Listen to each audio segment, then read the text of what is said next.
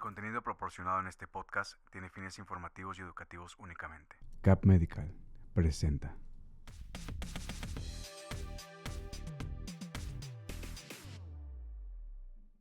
Hola, ¿qué tal? Sean bienvenidos una vez más a un nuevo live aquí en Emily. Estoy aquí con el doctor Severiano Baltazar. ¿Cómo está, doctor?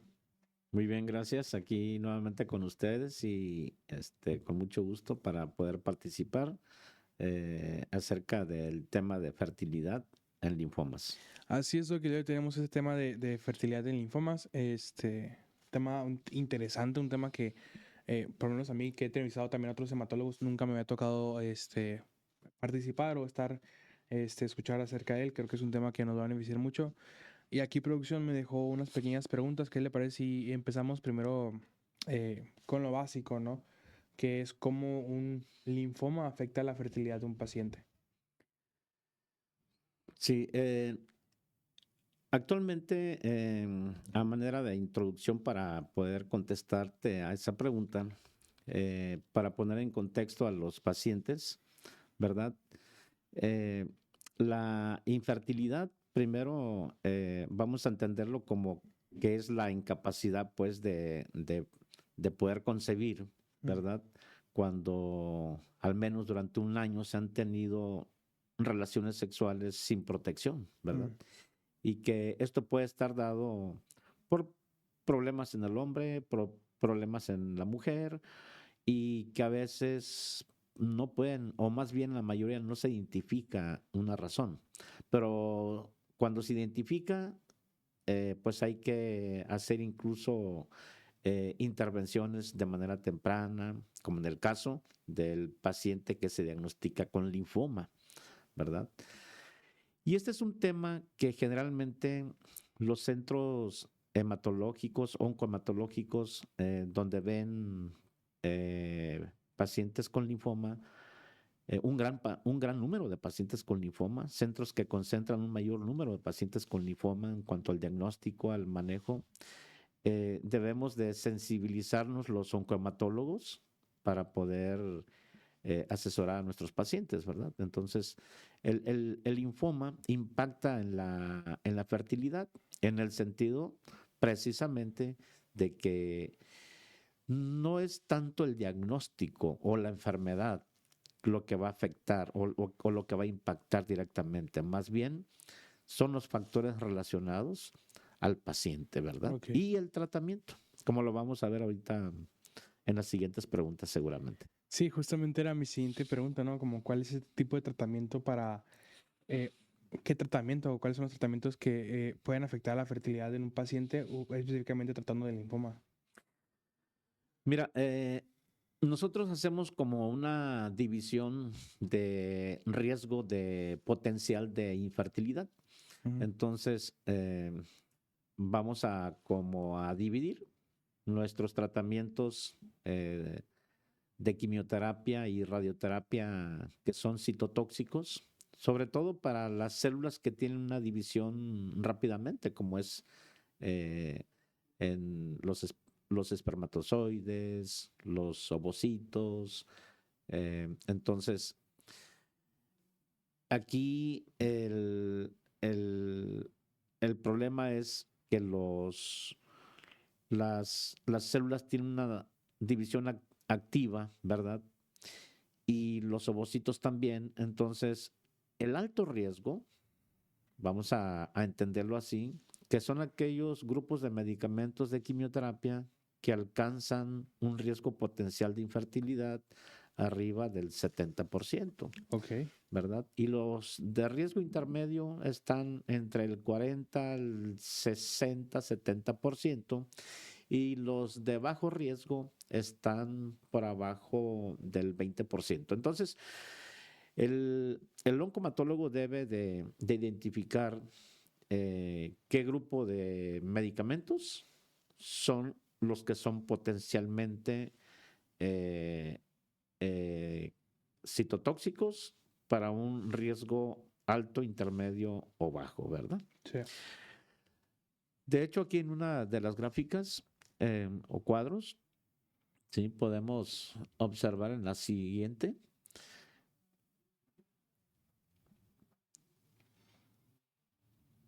Sí, en relación aquí a la pregunta, ¿verdad? Entonces, las principales modalidades de agentes que dañan a las gónadas, ¿verdad? Son los agentes alquilantes y esto va a depender mucho. ¿Cuáles son los factores que van a influir directamente? Pues van a ser principalmente eh, la edad Mm, al momento del diagnóstico y del tratamiento, el sexo, el tipo de agente quimioterapéutico.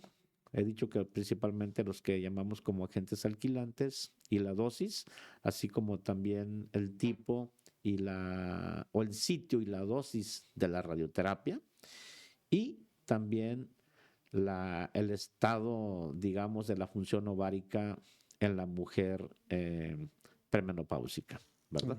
ok. Porque justamente, Doc, era como también mi siguiente pregunta va relacionada un poquito con esto, ¿no? Mi pregunta es, ¿qué consideraciones debe tener en cuenta un paciente ya con un tratamiento de linfoma al momento de querer, como usted mencionaba, ¿no? Como querer concebir una vida nueva, ¿no? Querer tener este tipo de relaciones sin protección para poder concebir una nueva vida.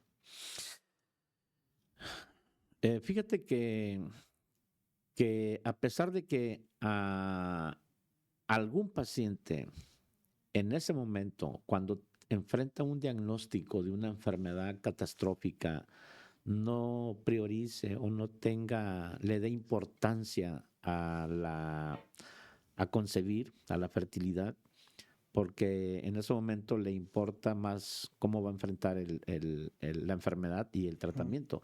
Pero sí, nuevamente, es labor de los oncomatólogos de asesorar a nuestros pacientes y debe ser al momento del diagnóstico, es decir, el tratamiento muchas veces debe de iniciarse lo más rápido posible en los primeros 3 días. Entonces, por eso debe de haber un equipo multidisciplinario a donde nosotros podamos referir a nuestro paciente para que pueda ser asesorado en cuanto al tema de la preservación de la fertilidad. Y pues en esto participamos eh, digamos, los especialistas en medicina de la reproducción, em, el urólogo, ginecólogo, endocrinólogo, principalmente, ¿verdad? sí. Doc, porque también existe este tabú, ¿no? De las personas con tratamientos de linfomas que tienen como este miedo o este temor, más que nada, o incertidumbre de que si el tratamiento o el cierto tratamiento con linfoma, o el tratamiento que los doctores están recomendando, pueda causar esta infertilidad temporal o permanente. ¿Qué nos puede decir al respecto de esto? Sí. eh, Actualmente en el tratamiento de los linfomas, pues ha evolucionado. Es decir, seguimos utilizando la quimioterapia y radioterapia citotóxicas, Sí. pero hemos evolucionado también a utilizar tratamientos que llamamos agentes biológicos o dirigidos. Entonces, sin embargo, la quimioterapia y radioterapia sigue siendo un pilar en el tratamiento de los linfomas.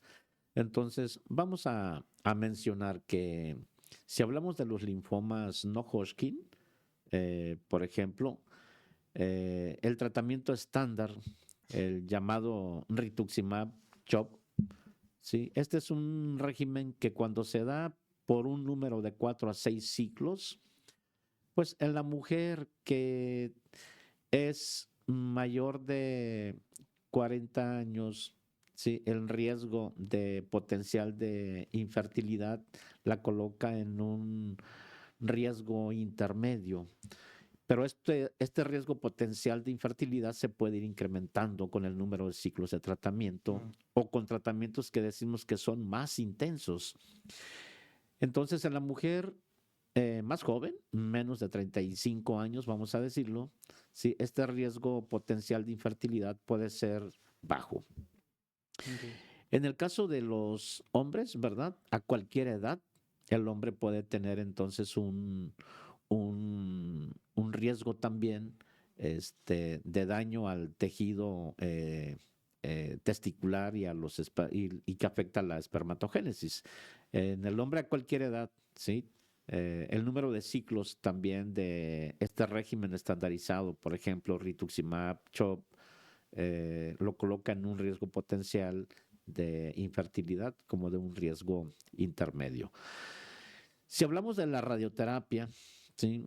La radioterapia a bajas dosis es capaz de ocasionar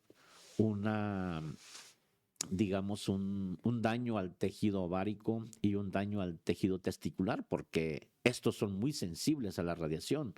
De tal manera que una baja dosis de radiación como de 0.1 a 1.2 grays puede llevar a esta afectación y a una disfunción en el tejido de los ovarios, en el tejido testicular, y sobre todo cuando no se hace una protección adecuada, cuando la radioterapia es por abajo del diafragma, cuando la radioterapia se dirige a sitios ganglionares en el hueco pélvico, tanto en el hombre como en la mujer, ¿verdad? Entonces, esto es lo que puede llevar a un riesgo de afectación a la fertilidad y, pues esta infertilidad poder ser permanente dependiendo de las dosis y del agente de tratamiento utilizado. Ahora, decíamos que los tratamientos han evolucionado. Ujú. Ahora con los tratamientos dirigidos como son los anticuerpos monoclonales biespecíficos, en el caso de los linfomas, de Hodgkin, por ejemplo, el brentuximab, otros agentes que llamamos inhibidores de puntos de control del sistema inmune, como nivolumab, pembrolizumab, y la terapia celular como CAR-T, pues realmente no se tienen experiencias y debemos de prestar atención qué es lo que va a pasar con nuestros pacientes en relación a la fertilidad en estos pacientes que reciben actualmente estos tratamientos.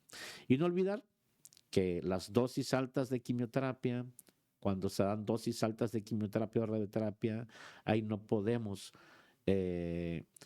hacer algo para poder evitar el daño permanente a la fertilidad, porque son dosis altas de quimio o de radioterapia cuando un paciente va a someterse a un trasplante de células progenitoras hematopoyéticas, ¿verdad?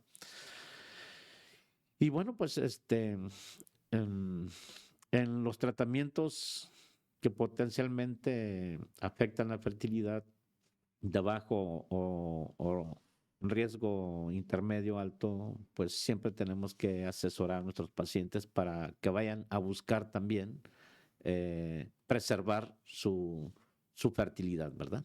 Wow. Doc, ese es un tema muy interesante. Yo le recomendaría hacer una parte 2 la siguiente vez, porque la neta todavía me faltan preguntas y tengo más dudas acerca de esto que nos acaba de mencionar, ¿no? Pero aquí producción ya me dijo que nos queda poco tiempo. Pero no me gustaría irnos, Doc, sin antes algo una recomendación, algún consejo, algo que nos quiera decir para todas estas personas que están viendo este contenido y a lo mejor tienen este miedo de empezar su tratamiento de linfoma porque quieren tener también su etapa fértil con su pareja. ¿Qué nos puede decir acerca de esto? Sí, de manera, para concluir, vamos a recomendar, ¿verdad? Que si al médico, quien está dirigiendo el tratamiento o le ha emitido un diagnóstico catastrófico como linfoma y va a iniciar un tratamiento, debe de preguntarle a dónde puede referirlo inmediatamente para que le aconsejen cómo va a llevar a cabo la preservación de la fertilidad y qué estudios se le tienen que realizar antes de que reciba un tratamiento citotóxico, ¿verdad? Y además, cuáles son los estudios que debe de llevar como seguimiento, incluso después de haber terminado los tratamientos. Y obviamente, cuando existe el interés de concebir, cuál sería la ventana más segura en los primeros 6 meses después de haber concluido un tratamiento y haber llevado al paciente a la respuesta o la remisión completa. Es una ventana, pero es preferible pasar esta ventana de seguridad. Es decir, se recomienda que antes del año no debe de haber concepción. Y sobre todo en los linfomas, vamos a decir que hay que evitar el embarazo en los primeros 2 a 3 años, que es cuando se tiene el riesgo de recurrencia de la enfermedad. Ok, Doc, pues muchas gracias por permitirme estar aquí, muchas gracias por permitirnos hablar de este tema tan interesante. Le recuerdo a todas las personas las redes sociales de aquí del doctor, que es Emily. Nos puedes encontrar en emily.mx, nos puedes encontrar en Facebook, Instagram, YouTube, TikTok, LinkedIn, Spotify. Doc, créame que es un tema súper interesante. Yo creo que si le parece, hacemos una parte 2 para seguir hablando de este tema, porque todavía me gustaría hablar acerca de qué papel juegan los médicos especialistas, ¿no? Qué papel juega también el tiempo de recomendación, de espera, el tiempo de recomendación antes, todo ese tipo de preguntas y dudas que la gente también pueda tener y que la gente nos pueda mandar a través de las redes sociales, también sería mucha ayuda. Doc, ¿algo más que quiere decir para finalizar? Sí, haciendo énfasis nuevamente, ¿verdad? Que este tema de fertilidad en linfomas no solamente a nosotros los médicos oncomatólogos se nos pasa de asesorar a nuestro paciente al respecto, sino que también lo que respecta al paciente también tienen como que pena o no quieren abordar muy bien este tema, pero es un tema que debe ser abordado y que no debe pasar por alto, sobre todo en los pacientes jóvenes en edad fértil. Sí. Doc, pues otra vez muchas gracias por permitirme estar aquí. Mi nombre es Graciela Alvarado y nos vemos el siguiente martes aquí a las 3 de la tarde a través de las redes de Emily. Hasta luego.